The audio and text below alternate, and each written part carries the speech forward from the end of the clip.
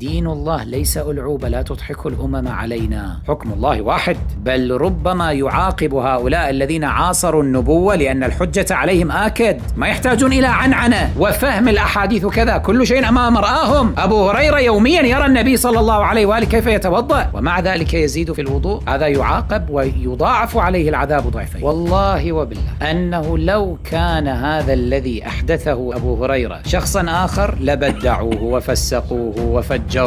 بدعة، إحداث في دين الله عز وجل، بس لأنه من نادي النخبة VIP اجتهد فأخطأ. تظنون أن دين الله ألعوبة بأيديكم وأن الله والعياذ بالله ليس بعادل، فحينما يرتكب صاحب لنبيه صلى الله عليه وآله المخالفات الشرعية أو الظلم أو الطغيان أو العتو أو الإفساد في البلاد والعباد ودين الله عز وجل فإنه معفو عنه، أما من جاء بعد ذلك يحاسب حسابا عسيرا. أين عدل الله؟